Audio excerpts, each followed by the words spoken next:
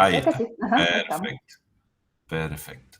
Yo, miren, no voy a ponerlo a Entonces, pantalla, no voy a ponerlo a pantalla completa. Les voy a pedir que me disculpen que se vean las barras del programa, porque si lo pongo a pantalla completa no los veo a ustedes. Y ya bastante con que lo hacemos con monitor, por lo menos los dejo ahí en un costadito de la pantalla. Bueno, lo que quería comentarles es que como los temas que han sido seleccionados por ustedes son casi, les diría que la mayoría de los contenidos mínimos de taller 1, de acuerdo al plan de estudios, y además de ser casi la mayoría del plan de estudios, el taller 1 es el primer año digamos, del ciclo de iniciación de un alumno al ámbito del diseño. Ustedes saben que hubo algunas cuestiones por las cuales, o a lo mejor no lo saben, pero hubo algunas cuestiones por las cuales la licenciatura terminó llamándose diseño gráfico, y eso también merecía algún tipo de discusión. Yo voy a usar el sintagma diseño gráfico y diseño de la comunicación visual como si fueran sinónimos, aunque no lo sean, que es quizá el nombre que tendría que haber tenido esta carrera. Pero bueno, dado que nos enfrentamos en este momento, es como si yo estuviera frente a un taller de alumnos de primer año.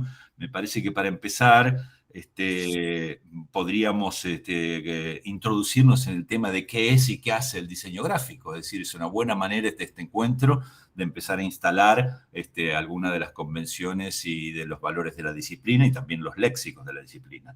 Digamos que en términos muy acotados, el diseño gráfico es la actividad que materializa digital o analógicamente enunciados visuales para que un lector modelo haga una conjetura sobre la intención del autor, ya veremos quién es el autor, sobre la intención del autor y la intención de la obra, de modo tal de producir una interpretación y no otra.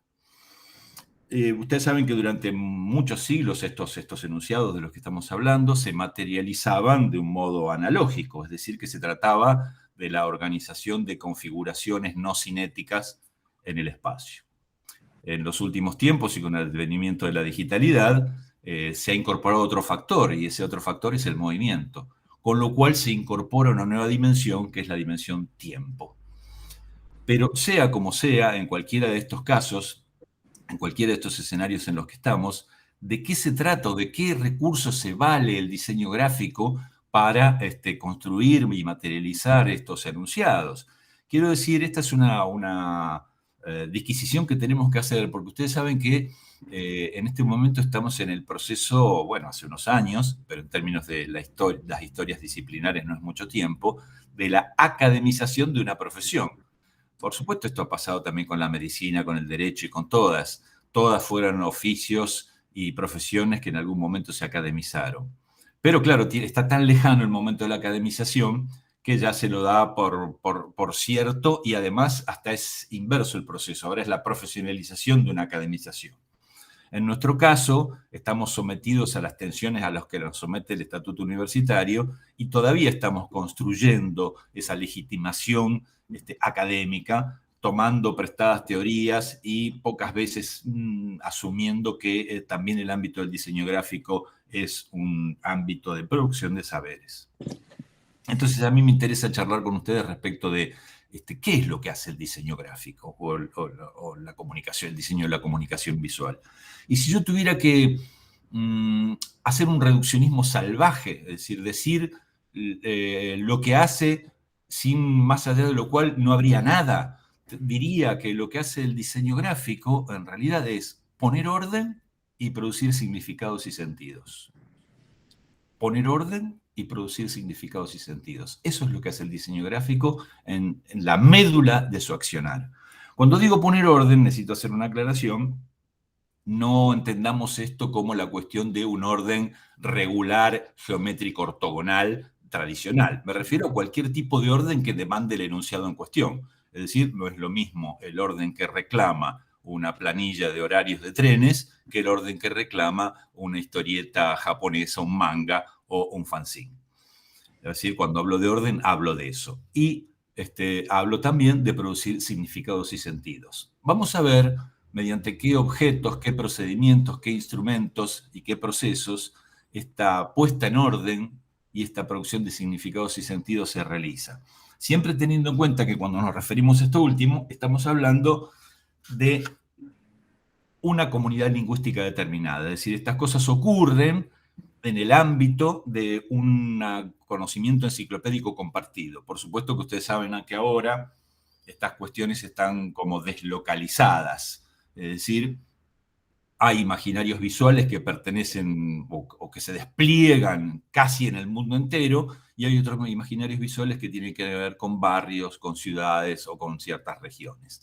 Pero sin esta enciclopedia compartida con una determinada comunidad lingüística, la cosa se vuelve mucho más compleja. Es decir, que toda esta descripción que estamos haciendo es sobre ese telón de fondo.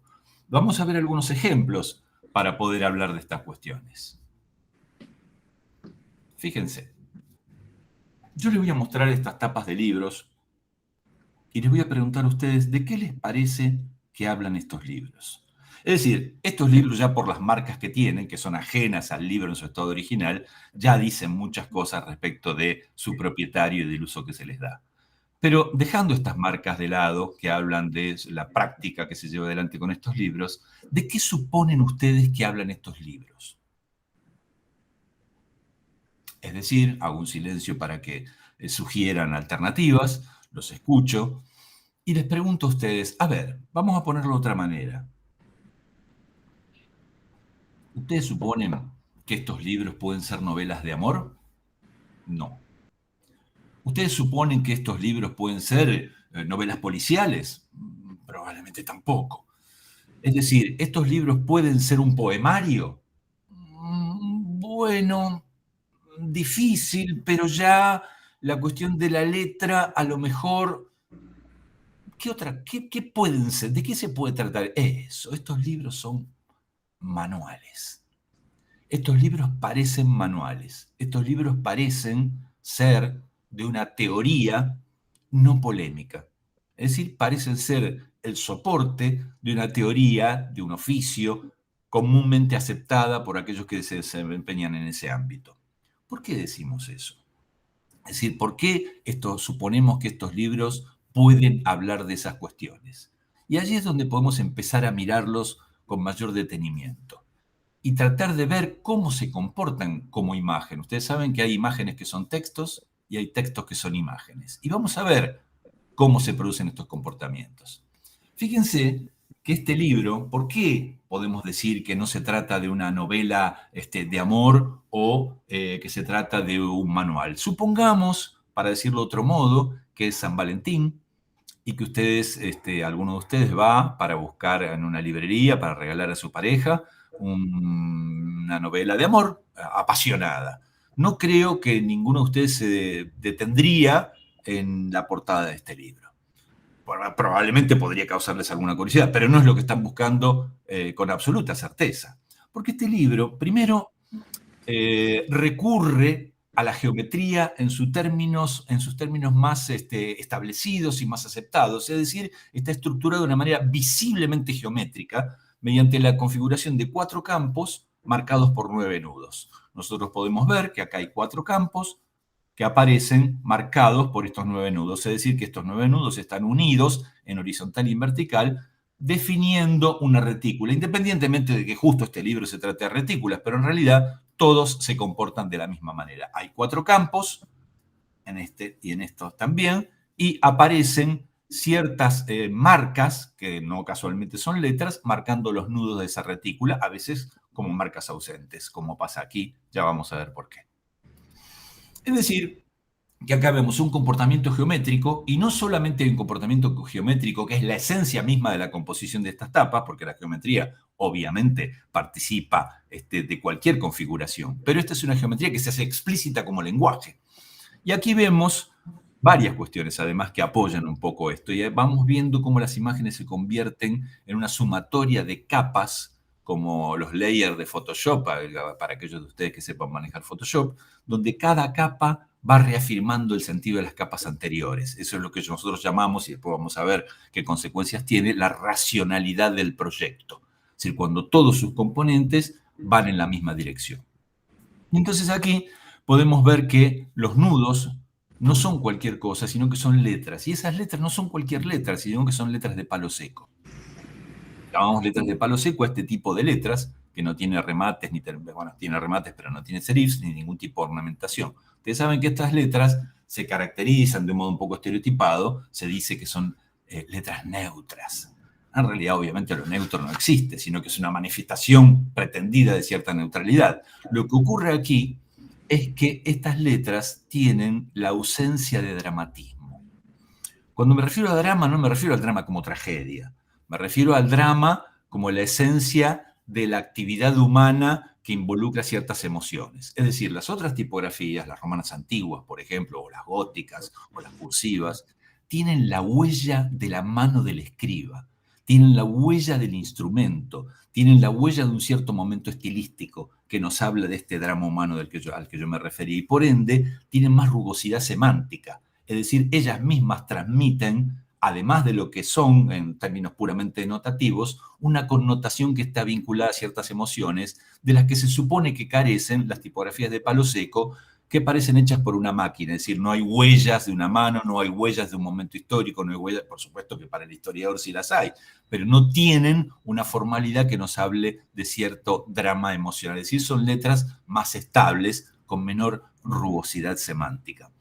Y fíjense que inclusive esa geometría se repite hasta en la disposición de los títulos, es decir, los títulos acompañan las líneas que unen a estos nudos y que definen la retícula. Y eso pasa en todas las portadas de esta colección, con lo cual ya estamos en condiciones de decir que esto hace sistema. Cuando hablamos de sistema, hablamos de la repetición de cierto. ¿Qué es un sistema? Un sistema es un conjunto de elementos relacionados entre sí para un fin determinado. Y en este caso, este sistema está compuesto, uno lo reconoce porque hay una serie de constantes que definen a todo el sistema, y cada uno de los individuos que formaliza este sistema o que forma parte del sistema tiene esas constantes y a la vez tiene las variables que lo identifican como individuo. Fíjense que esa geometría, damos vuelta el libro, no les voy a mostrar el lomo, pero esas variables geométricas, esas variables de color, esas decisiones formales, se repiten también en la contratapa.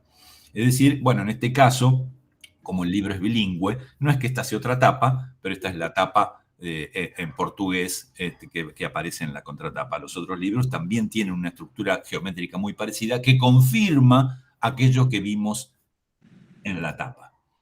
Ahora, fíjense, aquí tenemos un recurso que tiene que ver con el color, un recurso que tiene que ver con la tipografía, un recurso que tiene que ver con la composición geométrica. Y fíjense que hay otro recurso más que tiene que ver con el cambio de color en la vocal atildada, es decir, en la vocal tónica, aunque no tenga tilde. La vocal tónica cambia, pueden verlo a esto también en todos los libros juntos, fíjense, imagen, ideología, retículas, y así en todos los libros de la colección, donde ese es el único foco de atención y de tensión y de diferencia que se introduce con regularidad en toda la pauta. Vale decir que, fíjense que uno piensa, bueno, ¿y de qué hablará este libro? Eso es muy difícil de saber. Es decir, que estamos frente a una idea, lo que en nuestra disciplina a veces se suele llamar partido, pero vamos a tomarlo como palabra, como idea. Estamos frente a una idea, es decir, una propuesta que echa mano de ciertos recursos, con cierta modalidad, que puede rendir cuenta de algo, que no es poca cosa, que se trata de un manual, de conocimientos más o menos establecidos. No hay una cuestión de ficción, sino que probablemente esto sea, como decimos, no ficción, pero no polémica también. Y entonces lo que probablemente sea la estrategia, no de su diseñador, que es Yves Zimmermann, ya vamos a conocer la obra de Zimmermann, sino de el agente de la enunciación es justamente Yves Zimmermann, pero el sujeto de la enunciación es Gustavo Gili, una editorial. Ese sujeto ha tenido una estrategia, podemos suponerlo, y la estrategia es que se reconozcan mis libros. ¿De qué trata cada uno? No importa, porque hay que tenerlos todos. Si esa no fue la estrategia, este diseño está mal. Esto es importante porque empieza a instalar los criterios de validación de ciertas propuestas. Si lo que se pretendía es que cada uno de los individuos que forman parte del sistema expresara aquello de que se trata, esto no es una buena idea. Supongamos, por ejemplo, que nosotros dijéramos, bueno, ya que este libro, este precisamente, se trata de retículas, ¿qué tal si acá, en cada uno de estos nudos, ponemos una foto en este campo? Y esa foto es, por decir cualquier cosa, una playa con unos cocoteros, las olas, la arena, el sol en la distancia, en el horizonte, y por delante pongo una red de pescadores, como si fuera una retícula que ordena esa imagen que está detrás. ¿Eso estaría bien? No. En esta idea eso no estaría bien, porque no se corresponde a la racionalidad del proyecto. Es decir, las imágenes empiezan a demandar sus propios recursos de legitimación. Es decir, en este tipo de planteo, poner esa red para explicar que este libro se trata de retículas violentaría la lógica interna de esta composición y el modo de construirse de este enunciado. Es decir, que esta colección permite ciertas cosas como cualquier otra decisión en enunciados visuales. Algunas cosas pueden ser expresadas y otras no.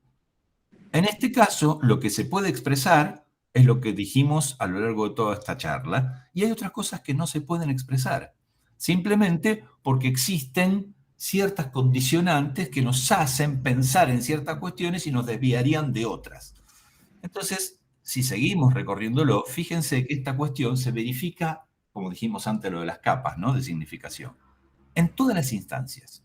Cuando abrimos el libro, nos encontramos con algo que refuerza aquello que habíamos pensado, aunque estuviera en otro idioma.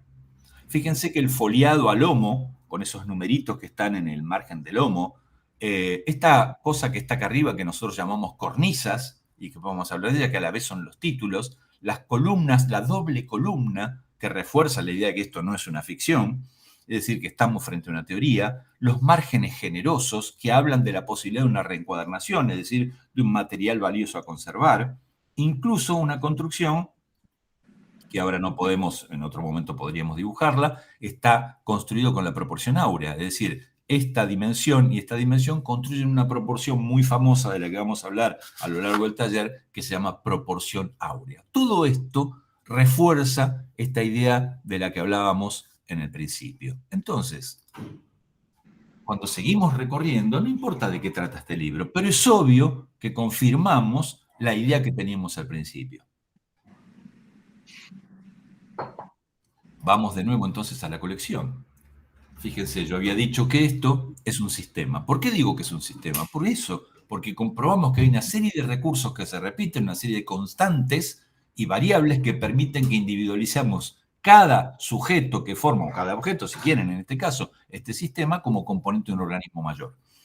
Ahora, hay cosas que hacen sistema y hay cosas que no lo hacen. Y eso no es lo mismo en cualquier sistema. Por ejemplo, en este, el tamaño no hace sistema. Fíjense ustedes que los libros tienen distinto tamaño y a pesar de ello los reconocemos como integrantes del mismo sistema. Porque aquí lo que constituye el sistema, aunque en otros casos el tamaño puede ser un factor muy importante, no lo es aquí.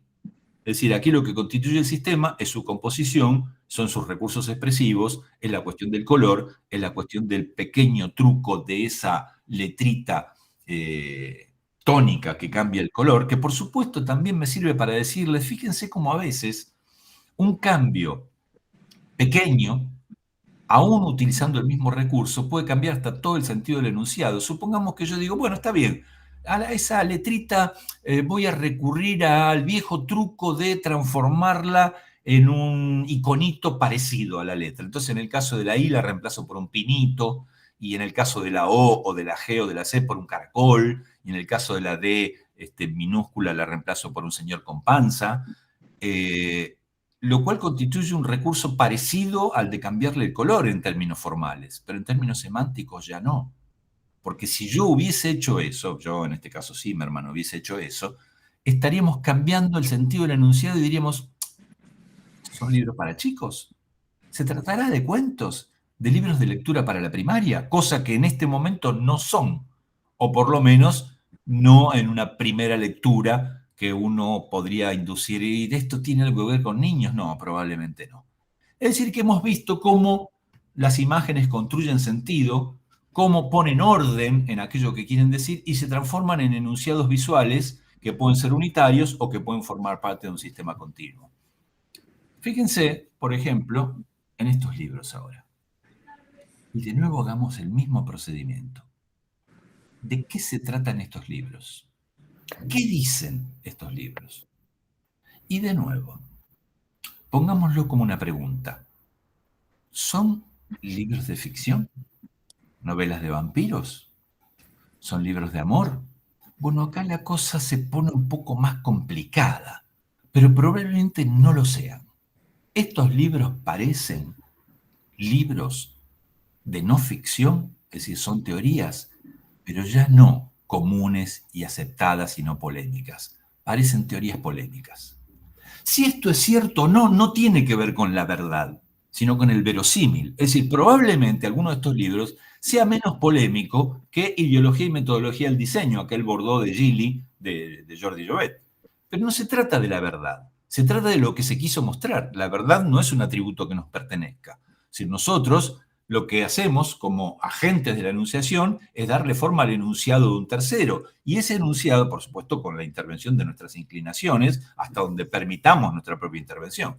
Pero aquí lo que vemos es una teoría polémica. ¿Y en qué nos basamos para decir esto? Fíjense el ruido que hace la comunicación del primero. Fíjense en esa Gioconda invertida. Fíjense en esas letras cambiadas por un signo de interrogación, nada más polémico que la propia duda. Veamos cómo funciona. ¿Por qué decimos que es teoría? Fíjense, de nuevo, una disposición geométrica en un eje central, esas tipografías de nuevo de palo seco con un alto contraste y sobre todo la pieza maestra que es esa llave dorada. Llave dorada que aparece a lo largo de toda la colección, es decir, a lo largo de todo el sistema, que nos dice que Paidós Comunicación y este número habla de esto. Y esa construcción, de nuevo, se repite en todas las instancias del objeto. Es decir, vuelve a aparecer la llave, vuelve a aparecer una columna estrecha, poco vinculada a la idea de ficción, vuelve a aparecer una construcción geométrica bastante estable. Y cuando nosotros seguimos recorriéndolo, nos encontramos con esto. ¿Cómo enuncia lo que enuncia esta imagen? Entonces, acá lo interesante es ver esta Gioconda invertida. Es decir, esta Gioconda invertida en el medio de un plano blanco nos habla de esa polémica de la que hablábamos. No es que mi tía abuela va a ver este libro y decir, oh, una Gioconda invertida, esto es teoría polémica. Es lo que debemos pensar nosotros como profesionales de la enunciación. Es decir, acá estamos frente a algo. Imaginen que esa Gioconda, en vez de estar invertida, cubriera todo el plano y tuviera una lágrima dibujada en uno de sus ojos. Bueno, es una novela de Dan Brown, El Código da Vinci, o se trata de una novela sobre intrigas en la Venecia del Renacimiento. Pero en este caso estamos hablando de otra cosa. Y fíjense cómo el interior confirma esta idea de teoría. Este justamente no es el interior, es del libro que acabamos de ver, de Regis Debray, porque está muy subrayado, estaba muy sucio, así que saqué la foto del interior de otro libro.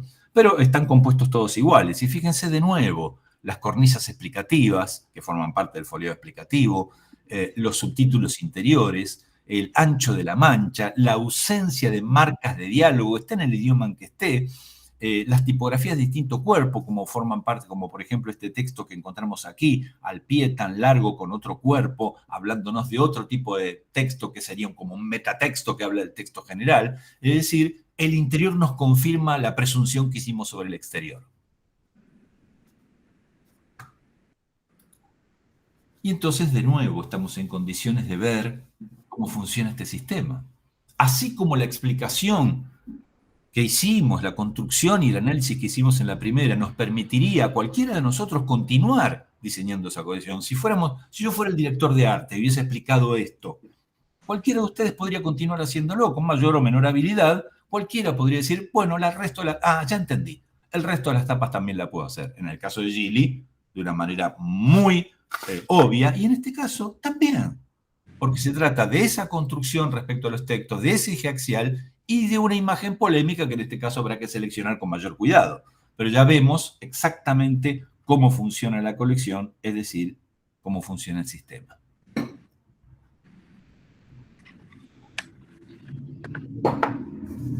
Y fijémonos en esto. ¿Y estos libros de qué hablan? Es decir, estas imágenes de qué hablan. Ahora, de nuevo, la misma pregunta. ¿Se trata de no ficción? ¿Se trata de teorías no polémicas? ¿Se trata de teorías polémicas?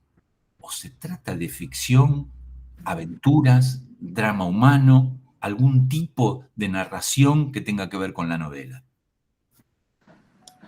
Miremoslo de cerca. Fíjense, este libro tiene un exceso de recursos, más allá del estado en el que está, que también habla de ciertas cuestiones que ahora vamos a tocar. En este libro vemos una frase probablemente publicitaria, porque está entre comillas acá arriba, independientemente de que la entendamos o no. Vemos recursos de todo tipo, como relieves secos, cambios de tinta, distintas tipografías, o sea, un exceso muy vinculado a la cuestión publicitaria. Publicitaria en términos comerciales, no es que los otros no sean libros comerciales, todos son emprendimientos comerciales, todo es mercancía en el sistema capitalista. Pero aquí vemos el típico libro comercial de venta rápida que se confirma también en la contratapa. Fíjense que la contratapa también tiene un exceso de recursos con distintas tipografías en distintas variables, más la publicidad y los precios de otros libros de la misma colección. Es decir, que si volvemos acá vemos, Poison está en tinta roja en relieve seco. Sobre ese relieve seco hay otro relieve que es el tallo de esta especie de rosa, que a su vez también tiene otro relieve seco, que es esa calavera negra que está en otra tinta. Es decir, una abundancia de recursos dramáticos que me dicen, esto no es teoría, esto no es una tabla de logaritmos, esto no es un folleto sobre cocina regional, esto es una novela de misterio, de miedo, de lo que fuera. Es decir, aquí tenemos una abundancia de recursos enorme y el libro, a través de su configuración, nos dice varias cosas. La tapa es blanda, ya vamos a ver su interior como confirma esta presunción, pero este libro dice, soy barato, soy divertido, me podés olvidar en el asiento del tren, del avión o del colectivo cuando llegues a destino. Independientemente de que esto sea cierto o no, a lo mejor yo no lo conozco, a lo mejor Ed McBain es el autor de el policial filosófico más profundo que hemos conocido, no importa. La imagen lo que dice es, soy barato, soy divertido, perdeme cuando quieras. Y fíjense cómo esto se confirma en el interior. Observen el esfuerzo que tuve que hacer para que mis dedos no tapen el texto, porque el margen de pie es muy pequeño, y no hablemos del margen de cabeza, son 8 milímetros. Y el papel es un papel que, además de que se ha amarillado muchísimo con el paso del tiempo, hablando de un papel barato blanqueado con cloro, es también un papel rugoso, un papel de baja calidad de terminación. Es decir, que el papel, la composición, los márgenes, también me dicen teoría, libro fácil, libro barato, libro perdible. Ahora bien, yo miro esta tapa y les pregunto a ustedes, ¿este libro, este diseño, está mal o está bien? Les comento ahora metatexto a los señores y señoras del jurado que la respuesta suele ser, oh, está mal. Y la verdad es que no es cierto, está muy bien. Lo cual nos sirve también para introducir otro tema sobre el que vamos a discutir a lo largo de la carrera, no solo del año, que tiene que ver con nuestros gustos personales o las marcas de prestigio clasistas que llevamos incorporadas en nuestros gustos, no tienen nada que ver con la eficacia de los enunciados. Este libro, independientemente que les guste o no, a mí personalmente hasta me gusta, aunque reconozco esa abundancia de recursos, está muy bien, como todos los libros que les he mostrado hasta ahora. Es decir, está muy bien resuelto porque dice lo que tiene que decir, y lo dice con eficacia, y además lo dice con recursos que permiten la elaboración de un sistema con sus constantes y variables, de modo tal de poder seguir diciendo siempre lo mismo de acuerdo a ciertas estrategias enunciativas y a ciertas estrategias comerciales también, que ya no le pertenecen a la gente de la enunciación. Por eso me refiero al diseñador como agente de la enunciación, porque el autor de un enunciado es un autor, un sujeto colectivo, es el que encarga el trabajo, el que pide la resolución del problema y el que lo configura, es decir, es un autor colectivo. Hay un sujeto de la enunciación y un agente de la enunciación. Entonces, estamos ahora en condiciones de decir, bien, y para ir terminando, ¿de qué hablan estos libros? A partir de todo lo que hemos dicho, ¿cuántas cosas podemos decir ahora? Y no solamente de qué hablan, hay un nuevo nivel de análisis, porque no es solamente de qué hablan, sino también que en sí mismos podemos hacer un metaanálisis, que es libros para no ser leídos. Libros para que estén en la biblioteca, la colección entera y decir, wow, ¿cuántos libros tiene este señor? Pero no es esa la intención primera. La intención primera es decir, estos libros hablan de cosas serias. ¿Y con qué profundidad y con qué rigor estos libros hablan de un filósofo como Kant y sus imperativos categóricos, o de un filósofo como Foucault y sus dispositivos de secuestro y sus instituciones de secuestro y el micropoder? ¿Qué dicen estos libros? No de esos filósofos, sino de cómo encaran la obra de esos filósofos. Es decir, que hemos recorrido una cuestión que tiene que ver con, si ustedes han leído mi programa, que yo se los recomiendo a todos los alumnos del taller, y lo vamos a ir releyendo juntos. Estamos en presencia de los 3 ejes en los que está basado el taller, tal como está expresado en el programa, no en el plan de estudios, en el programa. Teoría, oficio y cultura. Estos son los ejes alrededor del cual se enhebran todos los núcleos problemáticos de la práctica del diseño, de la comunicación visual o el diseño gráfico. Teoría, oficio y cultura. Entiendo por oficio los saberes e instrumentos de la disciplina y el patrimonio acumulado de la disciplina que está ahí para que nos sirvamos de él. Cómo se sirve la medicina, cómo se sirve la abogacía, después discutiremos las cuestiones del plagio, la cita del homenaje, pero el patrimonio de la disciplina es algo que se suele descartar por un problema que tiene nuestra disciplina, que hace alusión siempre a la creatividad, como si esa creatividad pudiera nacer de la nada, en un sujeto vacío, no tocado por nada. En realidad, el patrimonio de la disciplina, todo lo que ha sido producido, si quieren, desde que se inventó la imprenta hasta hoy, está allí para que nos sirvamos de ello. Eso es el oficio. La teoría, de ninguna teoría emerge un diseño linealmente, pero la teoría nos sirve para analizar las condiciones de partida, para analizar el programa y para interrogar lo producido. Y finalmente la cultura, entendiendo cultura no como un ornamento intelectual de información para brillar en los salones, sino como la apropiación de los repertorios visuales de la cultura al interior de la cual ejercemos nuestro trabajo. Este es el recorrido que les propongo y espero que lo disfrutemos juntos. Muchas gracias. Muchas gracias, Horacio. Bien. Gracias, Horacio. Muchas gracias. No, por favor, gracias a ustedes. No sé si dejé de compartir, ¿sí, no? Sí. Perfecto. Perfectamente. Bueno, muy bien. Bueno, bien. A vuestra disposición para charlar de lo que tengan ganas, si es que no fui claro o quieren hacerme alguna pregunta respecto a lo que dije, o bueno, nada, lo que ustedes quieran. Muy bien, creo que, a ver si mis compañeras les parece, creo que ha sido muy claro, nos extendimos un poquitito en el tiempo de la exposición y tenemos estos minutos hasta las 10:30 para las preguntas, ¿de acuerdo? No sé si nos podemos extender un poco más de ese tiempo, nos dirá. Yo me extendí un poquito porque en realidad empezamos más tarde. Sí, bueno, tal cual. Sí. Así que ya tenemos un pequeño desfasaje. Ya arrancamos así. Sí, era inevitable, supongo. Muy bien. No, en mi caso, bueno, me parece que estuvo muy clara la exposición y justamente como te referiste, Horacio, a un área del diseño con tanta preeminencia en lo tipográfico, ¿no es cierto?, con tanto cuidado de lo tipográfico y con tanto sentido de lo tipográfico, mi pregunta quisiera ir a la relación de la tipografía o de los contenidos específicamente tipográficos en el taller de diseño gráfico, en dos sentidos: en la articulación con los programas con los otros talleres más específicos, y también entendiéndolo como que, bueno, en las últimas décadas se ha ha habido, por suerte, un crecimiento, un desarrollo tanto local, regional, del lugar de la tipografía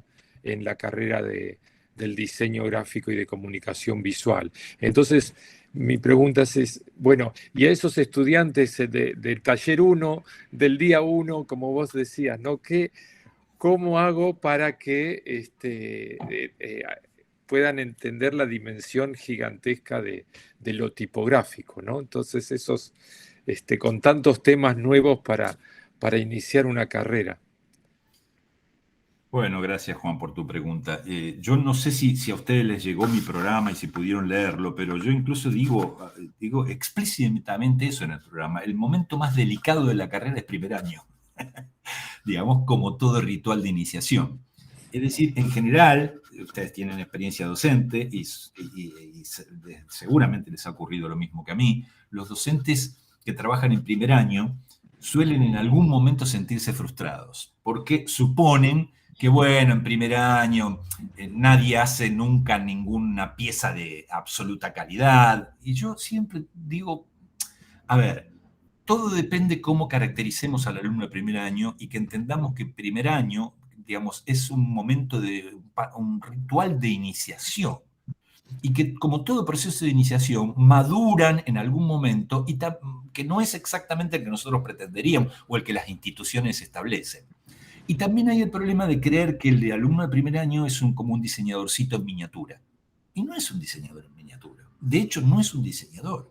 Entonces es probable que sus piezas no tengan ni el rigor ni el nivel de definición que obviamente tendría un profesional.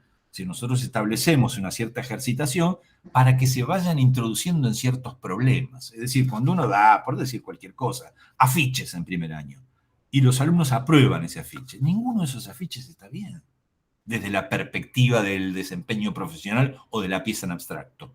Pero si supieron comprender que un afiche tiene un núcleo, que tiene un apoyo de núcleo, que tiene una composición y una dimensión retórica, ya está, ya es suficiente. Entonces, yo creo que obviamente en primer año no solamente no se puede hacer comprender la magnitud y de la importancia de ciertos temas, ni sé tampoco si conviene, Juan, porque pueden sentirse como, me acuerdo alguna vez en un libro de tipografía leí que el que se aproxima a la tipografía puede sentirse un poco intimidado por la apariencia de rigor que tiene la tipografía, pero una vez que uno entra después se da cuenta que ese rigor es relativo, porque al principio, claro, que el punto, que la pica, y después resulta que hay muchas cosas que son más o menos.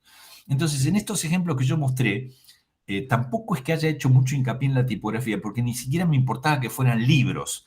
Vos te habrás fijado que yo hablaba del ancho de la columna, pero ¿qué tipografía? ¿Qué espaciado? La cuestión tipográfica específica no la abordé, porque se va abordando, obviamente, al principio, y creo que los talleres de tipografía hacen lo mismo, que van paralelos, con la tipografía como forma, la tipografía como imagen, la tipografía como texto y composición de texto me parece que es una cuestión ya más para el intermedio de la carrera, que uno puede ir adelantando la importancia de esto con pequeñas cuestiones en primer año, con el manejo de la tipografía que ellos ya están aprendiendo en el taller de tipografía 1, pero sobre todo me parece que es el momento interesante para enamorarlos de la forma de las letras, de la letra como forma que además de ser interesantes, tienen el valor agregado de esa resonancia del lenguaje, aunque el lenguaje no esté presente. En ese sentido, acuerdo con Carson, que no es un personaje de mi devoción, pero cuando decía no confundir legibilidad con comunicación.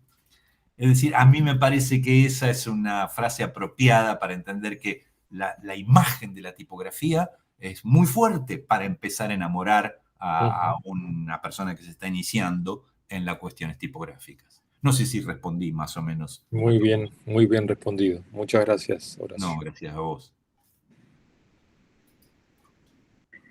A mí me gustaría, no sé, Liana, si tenés, voy.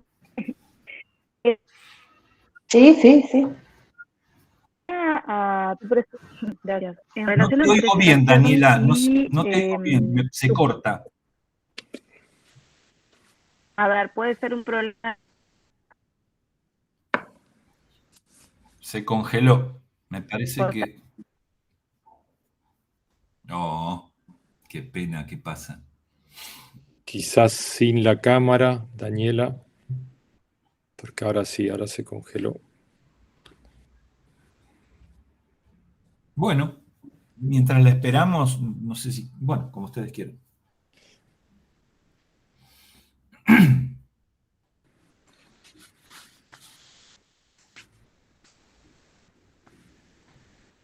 Estos son los problemas Sí, de hacer la cosa por Zoom, ¿no? puede haber problemas.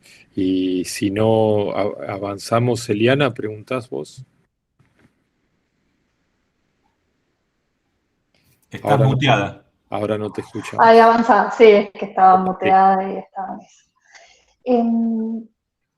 En relación a uno de los puntos que estaban eh, puesta en lo que te habíamos transmitido en las temáticas generales, el último punto que hablaba de esta gráfica líquida, ¿cómo lo concebís vos dentro del taller? Porque es una problemática especial. Entonces, ¿cómo lo concebís vos en estos trayectos de los talleres? Así muy sintéticamente, ¿no? Yo sé que es muy Sí. complejo lo que estoy preguntando, pero para que nos des ahí como un punto de instancia de tu visión en este tema Mire, que es tan específico. sí, está clarísimo. De algún modo lo adelanté al principio, pero ahora puedo extenderme un poquito más. Es decir, yo creo que durante siglos, ustedes saben que lo que nosotros hacíamos, esta definición que no me pertenece es de David Olson, un teórico lingüístico muy, muy interesante, y también la retoma Roy Harris, dice que la escritura, se basa en el tema de la escritura y después habla de la notación mecánica. La escritura es justamente esto, la organización de configuraciones no cinéticas en la superficie. Y las imágenes de diseño fueron durante siglos eso, organizar ciertas configuraciones que no tenían movimiento en una cierta superficie. En determinado momento, con el advenimiento de la digitalidad, un señor que se llamaba Richard Ford, no Ricardo Ford, Richard, largó el tema de la gráfica líquida, cuando en realidad se estaba refiriendo, a mí me gusta más la definición de Scolari, Carlos Scolari, en un prólogo a un libro de Alvarellos, creo que se llama, Francisco Alvarellos, Lectura Transmedia, dice que en realidad no se trata de gráficas líquidas, sino de gráficas gaseosas. Me gusta mucho más la definición de gráfica gaseosa, en el sentido de que es una gráfica que se expande y que cubre todos los espacios en cualquiera de las dimensiones. Pero en realidad, digamos, si bien eso amerita, no desde el diseño, sino de las ciencias de la comunicación, de la lingüística y la semiótica, producciones que problematicen el concepto, desde nuestra perspectiva, de lo que se trata en la gráfica líquida, si quieren, o gaseosa, es que aparece un factor nuevo que es el movimiento. Es decir, lo cual define una nueva dimensión, que es el espacio, entendido como recorrido, y el tiempo. Sobre todo el movimiento, lo que hace es aparecer la dimensión tiempo. Cosas que a las que nosotros no estamos acostumbrados. El tiempo, en el diseño, en la modalidad tradicional, en el escenario tradicional, el tiempo era simplemente la duración de los objetos que producíamos. Pero no era el sustrato esencial de producción de sentido. En cambio, cuando hay movimiento, y el tiempo empieza a ser un sustrato esencial, sin el cual no se puede producir sentido, porque necesitamos que transcurra ese tiempo. En cambio, en un libro, en un logo, en un afiche, no hace falta que transcurra el tiempo. Ahí está la pieza totalmente constituida. Y lo otro que aparece es la adecuación textual y gráfica inmediata a la superficie del dispositivo de reproducción. Es por eso que se llama líquida, porque es el líquido tomando forma del recipiente que la contiene. Esta adecuación inmediata también es una novedad sobre la que nosotros debemos trabajar. Ello no obstante, yo considero que es una complicación técnica, una complicación conceptual, o sea, una nueva preocupación, pero no se trata de mecanismos de producción de sentido muy diferentes a aquello que yo me atreví a enunciar como poner orden y producir sentido. Es simplemente que la aparición de una nueva dimensión. Fíjense que en 1999 un autor, yo le recomiendo a los alumnos siempre que lean un libro de Christian van den Dorpe que se llama Del papiro al hipertexto.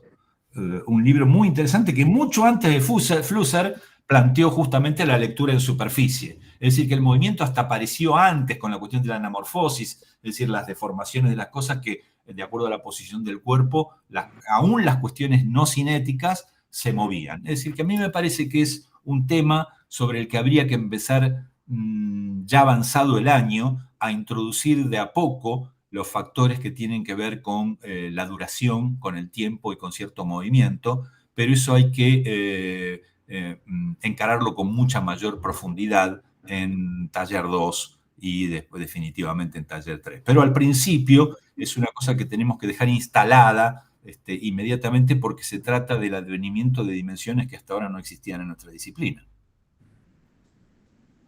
Muchas gracias. No, por favor. Bueno, intentaré, no sé si me escuchan ahora. Ahora sí, sí, Perfecto. sí. Bueno, bárbaro. Lo que quería era generar la interrelación entre tu presentación y tu programa.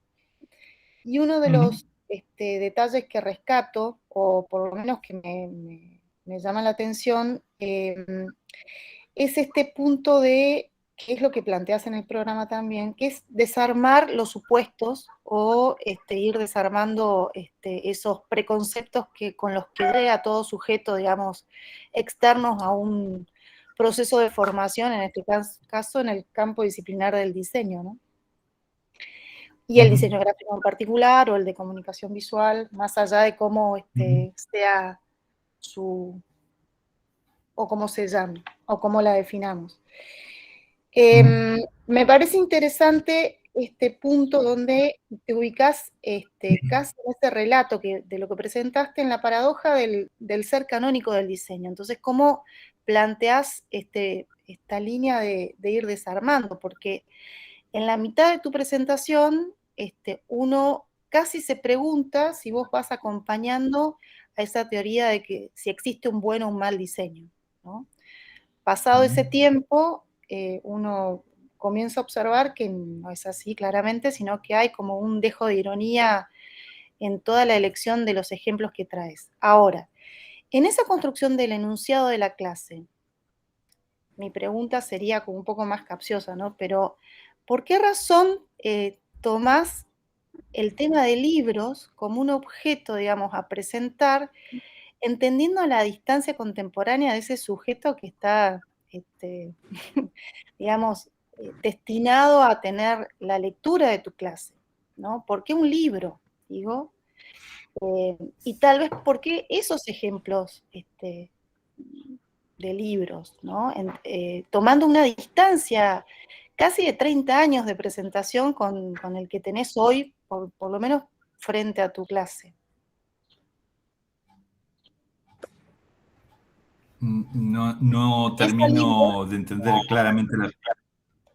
¿Por qué tomás la pieza libro? Digo, porque en tu exposición haces mucho énfasis en la construcción del enunciado, ¿no? Y haces mucho énfasis en el contrato de lectura. Claramente la perspectiva que tomás es una perspectiva, digamos, no simétrica, ¿no? Sino bien asimétrica, porque sos el docente al frente. Pero tomás como ejemplos determinadas piezas o determinados elementos, en este caso libros, que en términos contemporáneos plantean una distancia con tu sujeto lector, ¿sí? Bueno. Digo, ¿cuál es la estrategia en ese sentido? ¿Por qué tomar esas piezas? Más allá de que la clase se prepara muy rápidamente, pero ¿por qué tomás esos ejemplos? Bueno, primero espero entender exactamente tu pregunta, pero voy a contestarte lo que yo pienso al respecto. Yo pienso que hay una primera cuestión que es obviamente doméstica, es lo que tengo más a mano aquí. Podrían haber sido afiches, podrían haber sido imágenes de páginas web, podría haber sido cualquier otra cuestión. Libros no son libros, en realidad se trata de, en este caso, de enunciados, que sí, que tienen una distancia, pero yo no estoy tan seguro de que haya tanta distancia. Es decir, Yo creo que hoy se lee más que nunca, no solamente en pantalla, sino también libros. Pero bueno, puede ser que haya cierta distancia entre alguna gente y me interesa muchísimo recuperar el objeto libro. Pero además en este caso porque se trata de imágenes muy familiares sobre las cuales podemos hacer un análisis muy rápido y a la vez, si es cierto esto, podríamos haberlo hecho también, no sé, supongo, con etiquetas de productos que hubiera en mi heladera. Lo que pasa es que no tenía acceso a tantos como para poder producir un análisis similar. A mí lo que me interesaba en este caso no es el objeto en sí, sino el modo de entender qué es lo que dicen esos objetos y cómo lo dicen. Y para mí eso puede hacerse con un escrito medieval, puede hacerse con un libro antiguo, con un libro de hoy, con un packaging. Es decir, es la intención justamente de ver que cuando yo hablo de desmontar, y acá puedo retomar algo de lo que dijiste vos, a mí me preocupa mucho la cuestión de la invasión de las teorías lingüísticas y semióticas en nuestra disciplina. Cuando digo que me preocupa mucho, no estoy diciendo descartarla, sino que digo que muchas de esas disciplinas toman a nuestra disciplina como un objeto de estudio, no como un sujeto de producción, no como un lugar de producción de saber. Nosotros no podemos hacer eso. Es legítimo que un lingüista lo haga o que un semiólogo lo haga. Es decir, el famoso análisis de Roland Barthes sobre las pastas italianas ha sido un karma para nuestra disciplina, en el sentido de suponer que producir saber sobre algo que es un objeto de estudio, que es el caso de la semiología o de la lingüística, es lo mismo que la producción de saber desde nuestra propia disciplina, desde nuestro propio lugar. Pero obviamente la hibridación es útil. Entonces, lo que decía, la hibridación es utilísima porque nosotros necesitamos tomar prestado, y yo lo hago todo el tiempo y creo que todos lo hacemos todo el tiempo. Es decir, tomar derivas de otras teorías con el rigor que cada uno pueda para poder ir construyendo nuestro propio saber, pero que el diseño también es un espacio de construcción de saber. Y entonces digo lo de la semiótica o semiología porque, aunque no lo digan con ese nombre, muchas veces se producen los alumnos algo que hay que desmontar que tiene que ver con esta idea de, bueno, esto quiere decir lo que a mí me parece que quiere decir. Y si bien esto entre nosotros puede parecer una ingenuidad, son supuestos difíciles de desmontar en los momentos de la iniciación. Es decir, no, bueno, para mí esto es tal cosa. Entonces, bueno, hay que echar un poco de luz, y ahí sí sirviéndonos de la semiótica, la lingüística, pero también la sociología, los estudios culturales y nuestros propios recursos y saberes, para decir, no, digamos, que la imagen sea polisémica, que exista polisemia, no quiere decir que valga cualquier semia. Es decir, la polisemia no es cualquier semia, las cosas no significan cualquier cosa, a la luz de nuestros supuestos culturales, pero también a la luz de las gráficas que usamos, a la luz de las convenciones, de los momentos en los que vivimos, etc. No sé si he contestado muy bien a tu pregunta, Daniela, pero sí a lo que creí entender que me preguntabas. Sí, me parece que sí, me parece que y me parece fantástico también esta línea de discusión en torno al resto de las disciplinas, cómo impactan en esa construcción de sentido también y del hacer del campo del diseño, ¿no? Sí. No sabes cuánto me alegra oírte, Daniela, porque es un tema que a mí me preocupa. No lo tengo resuelto del todo, pero es un tema que me preocupa, el diseño como objeto de saber y como espacio de producción de saber. Sí, sin duda. Pero que es cierto que para hacer eso también nos tomamos del resto de las ciencias y disciplinas. Sí, no queda otra. Por eso uno siempre tiene que estar ahí en una suerte de filo, ¿no? Tampoco es cuestión de decir, a mí no me importa nada, ni la semiótica, ni la lingüística. Es que no podríamos decir nada desde la perspectiva, no de la práctica profesional, sino de la docencia, ¿no? Exacto. Gracias. No, Horacio. por favor, gracias a vos, Daniela.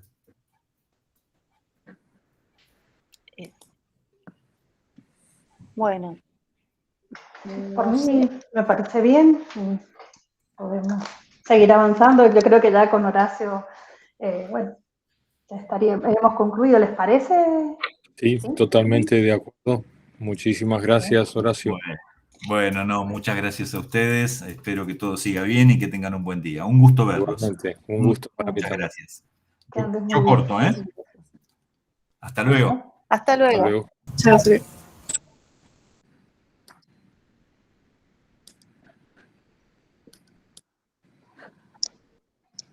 Si les parece, no sé si quieren que dialoguemos algo o quieren que pasemos directamente al próximo para no demorar. Ya Sí, está. estamos. Ya estamos. Muy Buenos bien. días, Máximo. Buenos días, Máximo. Gusto. Ahí no te escuchamos todavía. ¿Ahí se escucha bien? Ahora perfectamente. Ahora sí. Buenos Bueno, días, mucho gusto. estoy queriendo entrar, buenos días, un gusto de conocerlos. Estoy queriendo entrar a otra llamada también, porque tengo la presentación en otra computadora, que justo me acaban de rechazar el ingreso. Necesitaría que la acepten. ¿Puede ser?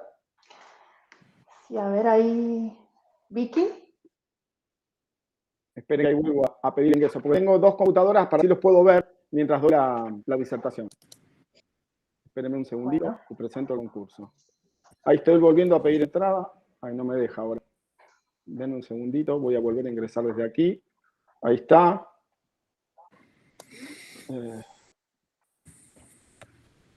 Bueno, ahí voy, ¿eh? Vamos a intentar Vicky, nuevamente. no sé si nos escuchas, porque ella nos está, es la que da los ingresos, así es. Vicky, Claro, a no mí sé no quién me está está ahí. apareciendo nada para que pueda aceptarte la llamada. A mí recién me rechazó la llamada. Voy a volver a intentar entrar, ¿eh? Dame un segundito, a ver si cierro el Google Meet y lo vuelvo a abrir desde aquí. Ahí está en preparación. Enviar comentarios. Denegar. Recién me dejaba, ahora me dieron como que me rechazaron. Bueno, a ver, porque tengo la presentación en esta computadora justo. Déjame hacer un último intento, a ver qué es lo que está pasando. Puede entrar con... Qué raro, ¿no? Que no me esté permitiendo entrar. Tengo el link, tengo todo correcto. Voy a hacer una prueba más.